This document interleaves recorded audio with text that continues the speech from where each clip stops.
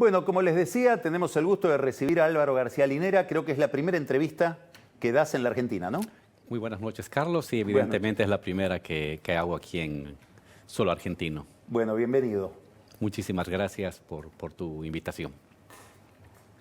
La pregunta te la formulé recién. ¿Vicepresidente o ex vicepresidente? Bueno, por norma constitucional uno presenta su carta y la carta tiene que ser leída en el pleno de la Asamblea, senadores y diputados. Eso nunca ha sucedido. En los hechos no ejerzo ningún tipo de poder. Formalmente aún no se ha leído mi renuncia ante la Cámara. Formalmente sigo siendo vicepresidente. Hay muchas preguntas, como te imaginás, para hacer sobre la situación de Bolivia. Te voy a hacer la pregunta central que se hace mucha gente. El modelo político que ustedes llevaron adelante tiene dos características que a mi juicio son disonantes de otros modelos políticos que la gente asimila o ve como familiar. Uno tuvo una política económica muy rigurosa, sobre todo desde el punto de vista fiscal. Acá para atacar al kirchnerismo se usó mucho el caso boliviano, por cuánto era la tasa de interés que pagaba Bolivia para financiarse, y cuánto, con ustedes en el gobierno, y cuánto era la tasa de interés que teníamos que pagar nosotros. La otra característica es que ha sido una experiencia política sin casos resonantes de corrupción. Digamos, puede haber habido la discusión sobre corrupción de cualquier gobierno convencional, pero no casos como puede ser el caso Odebrecht o lo que discutimos en la Argentina respecto de los escándalos de corrupción del kirchnerismo. Quiere decir que en la impugnación que se hace sobre ustedes, los que los impugnan, hay casi únicamente un reproche, podríamos hablar de desborde de poder, de pretensión de eternizarse. ¿Cuánto de eso hay de cierto? ¿Hasta dónde vos ves que ahí hubo una fisura, hubo un error? Sobre todo después del plebiscito, ¿no? Quiero contarle a los que nos están mirando una cosa muy interesante. Vos escribiste un texto que a mí me resultó muy interesante después del plebiscito, que fue del mes de febrero del 2016, ¿no? Sí. Cuando ustedes pierden esa consulta, vos hacés un artículo donde decís, cuando una piedra rompe el vaso, toda la discusión de los que sufren por la rotura del vaso es el peso de la piedra, el rigor del impacto, la fuerza del impacto. Nadie se pregunta por la fragilidad del cristal. Así. Y a vos ahí desarrollás cuál es la fragilidad del cristal y en qué cosas ustedes, no sé si se equivocaron o no supieron ver bien. A la luz de todo esto me gustaría que nos digas cómo ves hoy la escena y qué cosas serían distintas. Sí, evidentemente es una reflexión sociológica que se fija en lo que tú haces y que busca entender en tus acciones los efectos de la acción del otro. Como muy bien mencionabas, hemos construido un modelo económico exitoso, tasas de crecimiento promedio del 4.5% anual.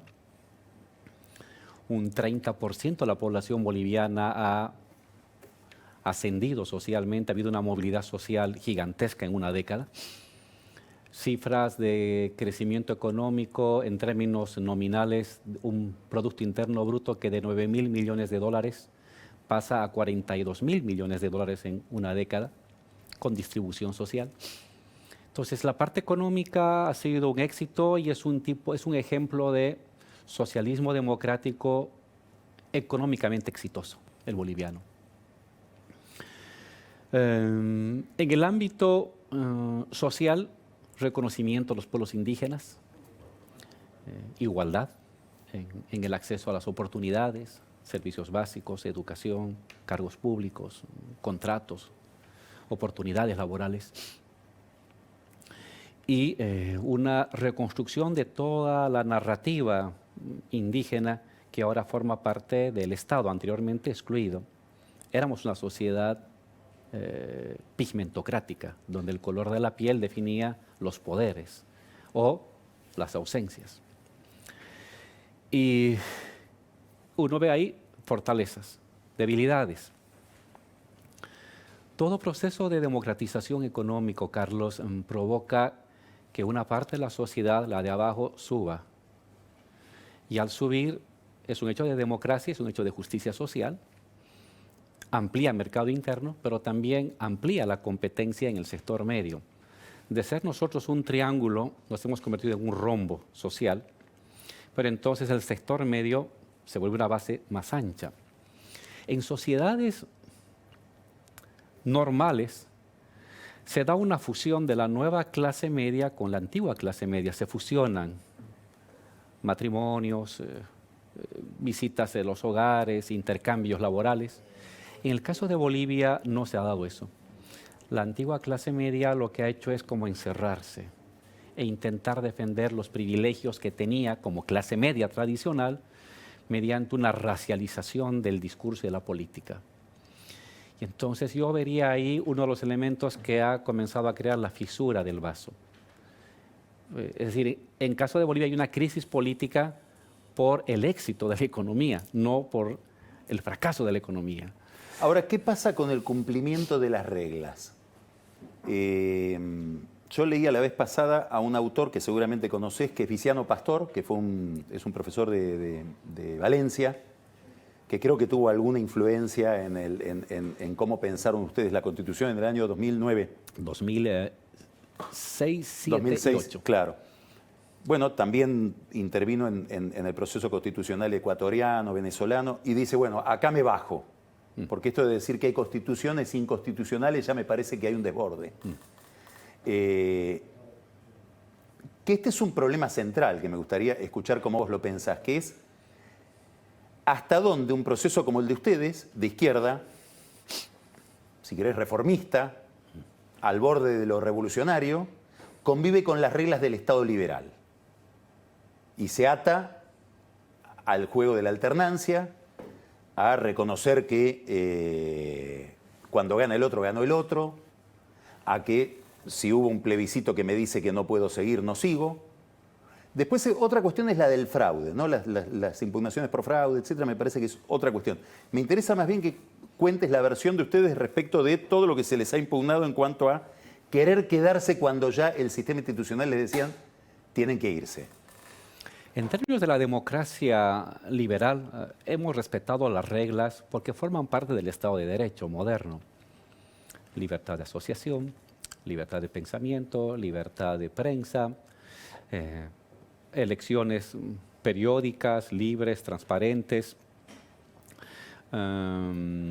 competitivas, que es lo que te pide cualquier Estado de Derecho. El problema viene en torno a la alternancia del poder, que no forma parte de las reglas de la democracia necesariamente representativa. Hay democracias europeas que no tienen por qué apegarse a la alternancia del poder. El caso de Alemania, que no recurre a ponerle límite a las posibilidades de que alguien se postule como candidato. Pero es un sistema parlamentario. Sí, en nuestro caso es un sistema presidencialista. Y de hecho, pero ahora en Alemania y en Europa en general, el debate contemporáneo habla de una tendencia hacia la presidencialización de las democracias contemporáneas. Entonces, ha habido en torno a este tema evidentemente un referéndum donde se plantea modificar el artículo que prohíbe, que limita la reelección, gana con el 51%, pero ese artículo y ese referéndum entra en colisión con otro artículo constitucional. Este es el artículo 161 y el otro artículo es el artículo 13 de la Constitución, que establece que en el ámbito de derechos humanos los acuerdos internacionales prevalecen sobre la propia Constitución. ¿Pero eso estaba claro antes del referéndum? ¿Estaba explicitado o fue lo que dice Viciano Pastor? Bueno, recurrimos a una estratagema para ir más allá de lo que podíamos ir. Ese debate no se daba. Sí se da después del referéndum y lo que hacemos nosotros es recurrir, como en un Estado de Derecho, al intérprete de la Constitución. Bueno, aquí usted tiene un referéndum, aquí usted tiene otro artículo constitucional, señor del Tribunal Constitucional, dirima esta colisión. ¿Qué es lo que tiene que suceder? Y fue el tribunal, en el marco de un Estado de Derecho, que define que en este caso excepcional tiene que prevalecer el derecho humano a postularse nuevamente. Y es ahora, así. Para alguien de izquierda, subrayo la palabra democrático, ¿elegir la interpretación de un tribunal antes que el pronunciamiento popular no es un poco contradictorio? ¿No te sentís un poco incómodo en esa posición? Uno tiende a sentirse incómodo en esa posición. Pero bueno, en todo caso, quizá la debilidad que tuvimos nosotros es no haber creado anticipadamente renovación de los liderazgos. Y esa es una crítica que tenemos, una autocrítica que tenemos que asumir. Ahora te hago esa pregunta que tiene todo que ver con la elección que viene y con lo que está pasando hoy en el movimiento del socialismo, es decir, en la fuerza que ustedes lideran. Hay gente que aparentemente se siente bien en el nuevo orden, de ustedes mismos, que pacta con el gobierno, que está conviviendo, como si dijeran, bueno, llegó nuestra hora. Y cuando uno indaga en ese comportamiento, a veces se escucha que le dicen, no, es que pasa que ahora en el movimiento del socialismo hay una generación que no tenía demasiada participación mientras gobernaba Evo, que ahora se siente parte. ¿Hay algo de eso? No. La posición que está tomando actualmente la Asamblea Legislativa es una decisión que la ha coordinado enteramente con nosotros, porque de lo que se trata es, aún criticando y denunciando este golpe y las masacres y las muertes, dijimos desde un principio, antes incluso del golpe, que tiene que haber una salida democrática a esta crisis política. Evo, antes de renunciar, plantea 3 cosas: nuevo tribunal electoral, elecciones nuevas, a pesar de que habíamos ganado con más del 10%, y no van a ser candidato Evo y Álvaro. ¿Por qué lo hace? Para que no haya enfrentamientos sociales, para que no haya sangre. Lo dijimos antes de los 33 muertos. Han pasado 33 muertos, más de 600 heridos a bala, más de 1.200 detenidos. El resultado es el mismo. Nuevo tribunal, elecciones, y Evo y Álvaro no van a ser candidatos. Hemos viabilizado desde la Asamblea que se convoque a nuevas elecciones. Porque si no, ¿qué queda? El enfrentamiento social. Las familias de luto, jóvenes asesinados o perseguidos. Entonces, nuestra posición fue, desde un inicio, vamos a viabilizar elecciones, porque no puede continuar este golpe. Nuestra posición es que sea lo más pronto posible, mejor si era en enero. No se puede técnicamente, bueno, será en febrero o en abril. Ahora, es un desafío muy inusual, muy interesante, si pueden ir a competir sin el líder. Sí, y va a suceder. De hecho, el presidente Evo, el siguiente fin de semana, va a reunirse con miembros de la bancada de la Asamblea, tenemos 2/3, con los dirigentes sociales, para elegir en conjunto los nuevos candidatos a presidencia y vicepresidencia. Y va a ser la primera elección en los últimos 20 candidato? años. Hay 4, y los 4 son igual de buenos. Está nuestro ministro de Economía, Arce, uno de los artífices de ese 4.5% de crecimiento anual. Está David Choquehuanca, un líder indígena aymara, fue nuestro canciller.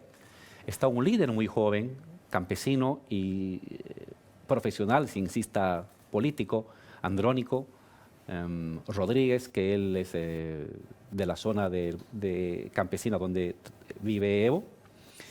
Y está nuestro ex canciller inmediato, o canciller todavía en ejercicio, Diego Pari, que es un líder quechua. Son los 4 candidatos que pesan más fuerte. Y hoy, de hecho, hay una serie de encuestas, y en las encuestas nuevamente somos el primer lugar. Y este día, sábado domingo, va a haber una reunión para buscar consensos para elegir al candidato de la presidencia y a la vicepresidencia. Va a ser la primera elección en 20 años. Eso va a ser acá en la Argentina. Donde no va a estar ni Evo ni Álvaro, claro. Va a ser aquí en la Argentina. Este encuentro... ¿Cómo es hacer política, hacer una campaña desde otro país? Muy complicado. A ver, ¿cómo es? Estamos intentando, bueno, fundamentalmente aprovechar los medios y la tecnología contemporánea. Mucho Twitter, mucho Face, muchas redes, muchas llamadas telefónicas. Pero es necesario el encuentro cara a cara. El presidente Evo recibe permanentes visitas de líderes sociales, de líderes parlamentarios. De hecho, ya ha habido una serie de problemas en torno al lugar donde vive el presidente Evo, porque hay mucha gente que viene todos los días. Pero es bastante distinto a cómo uno lee el trabajo del exilio de los expresidentes exiliados en los años 50, ¿Por 60 qué? o 70, por la tecnología. La tecnología te permite la posibilidad de tener una información casi instantánea y tener tú mismo poder tener encuentros. El presidente Evo casi por día habla a grandes asambleas. Ponen el teléfono, un altavoz, y toda la asamblea con 5.000, 10.000 personas se pone a aplaudir o a llorar esperándolo. Nos falta usar un poco de esa realidad virtual, y yo creo que en las siguientes semanas vamos a usar realidad virtual para que el Evo esté, entre comillas, visible en las grandes concentraciones. Entonces, es las nuevas tecnologías de la comunicación y la información que han mejorado notablemente las posibilidades de hablar, de comunicarse y de interactuar con los compañeros que están detrás, del otro lado de la frontera. Hay un tema que está afectando a toda la región. Me gustaría saber en qué medida vos ves que este factor está actuando en la discusión boliviana, que es la caída en el precio de las commodities, el fin de lo que Sanguinetti, el expresidente uruguayo, llama la bonanza, Sí. que empezó por allá por 2013 y que a ustedes los afecta por el precio del gas, ¿no? Sí.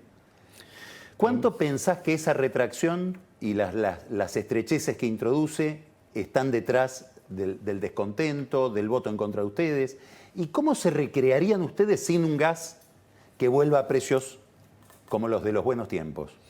Lo que pasa es que nuestro modelo de crecimiento se ha mantenido en un vuelo, en una velocidad crucero de 4.5.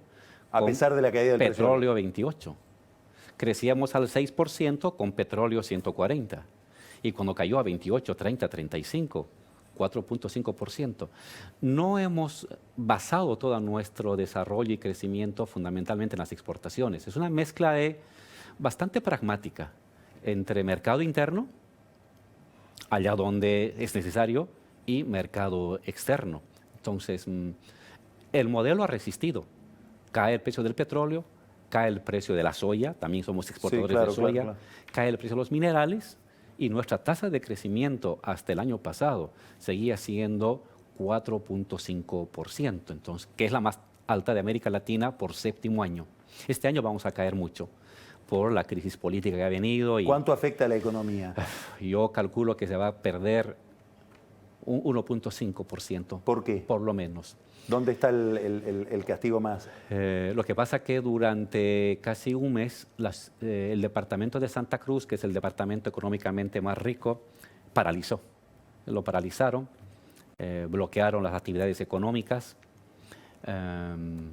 se especuló en torno a corridas bancarias, se generó temor a la gente de que la economía iba a estar mal, de que esto podía durar mucho, y la gente sacó dinero de los bancos y se los guardó en la casa, y la gente dejó o esperó para invertir. Prefirió decir, vendrán mejores tiempos, mientras tanto guardo mi dinero.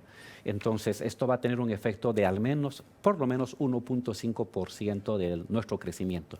En el mejor de los casos vamos a crecer 2%. Te quería preguntar por dos personajes. Uno es Mesa, que es el opositor, digamos, con el que ustedes tienen un contrapunto desde hace mucho tiempo, desde que era presidente. Sí. Y que fue el gran adversario en este proceso electoral, pero en toda esta crisis aparece otra persona que llama mucho la atención, por momentos sorprende más que Bolsonaro, que es Camacho. Sí. ¿Cómo interpretás qué significa cada uno de estos dos personajes como opositores a ustedes? ¿Y qué significa Camacho, sobre todo? Y más, y fenómenos similares al de Camacho, ¿no? Como Bolsonaro. Camacho representa la emergencia de un sector muy conservador, muy regionalista y muy racista. Bastante histriónico, el apego a frases bíblicas y una parafernalia religiosa forma parte de lo que lo envuelve, pero en el fondo se ha gestado un sector de clase media alta, muy conservador, muy preocupado por los temas de demasiada igualdad para los indios, demasiada igualdad para las mujeres, demasiada igualdad para los pobres, y en vez de encontrar otros mecanismos de ascenso social, prefieren atrincherarse y armar como barreras a esta inclusión social. Mesa representa una mirada más intermedia, más pusilánime, más centrista, más ambigua, ¿no? Es una personalidad de poco carácter, pero que expresa la búsqueda de equilibrios de ciertos sectores. En el golpe de Estado él tuvo una actitud inicialmente comprometida. Él fue que llamó a convocar la quema de tribunales electorales, pero cuando las cosas se desbordaron prefirió alejarse y mantener un silencio precavido. Pero usted ha mencionado muy bien, van a ser las tres fuerzas claves de las elecciones. Nosotros, como una izquierda democrática, un centro liberal, Mesa, muy ambiguo, y una derecha recalcitrante, muy cerrada, y luego en medio de ellos pequeñas otras candidaturas que no son las importantes. Yo creo que va a haber tres grandes polos que van a concentrar la mayor parte de la votación en las elecciones que tendrían que darse hasta abril o máximo mayo. Última pregunta. Siempre a uno le preguntan ¿qué libros te llevarías a una isla desierta? A vos no te tocó una isla desierta. Te tocó irte medio de apurón a México. Sos un intelectual. Me imagino que qué libros elegir debe haber sido una decisión importante. ¿Con qué libros saliste de Bolivia y por qué? Bueno, como con el presidente Evo, estando en gestión de gobierno, siempre estábamos viajando para entregar obras. Yo aprovecho los viajes, media hora, una hora para leer. Y es lo único que llevé. Yo llevaba 6 libros, ni una sola muda de ropa. Libros, cepillo de dientes, la rasuradora, un desodorante y eso es lo que había. Así llegué a México. Unos compañeros en el Chapare me regalaron una polera que la guardo con mucho cariño. Bueno, estaba agarrando para entonces el libro de Pierre Bourdieu, un último sobre lecciones de sociología, que lo han editado recientemente aquí en Argentina en mayo, creo. Estaba agarrando el texto de No Society sobre las clases medias en Europa, el declive de las clases medias. Estaba agarrando un libro boliviano sobre el papel de los jesuitas en la zona del oriente en Bolivia. Y estaba agarrando el cuarto libro, creo que tenía, Asamblea, del profesor Tony Negri y Michael Hart, que también lo han editado recién este año. Son los 4 libros que me llevé. Y el primer libro que me regalaron llegando a Argentina, porque lo estaba buscando, solamente lo había visto en inglés, es el libro del profesor Piketty, que es el último Capital e Ideología, que lo he comenzado a leer, 1100 páginas. Lo he comenzado a leer desde que ya estoy aquí en Argentina y espero acabarlo en enero. Bueno, los que siguen a García Linera, ahí tienen la biblioteca de García Linera en la Argentina. Muchísimas gracias. Muchas gracias a usted. Gracias.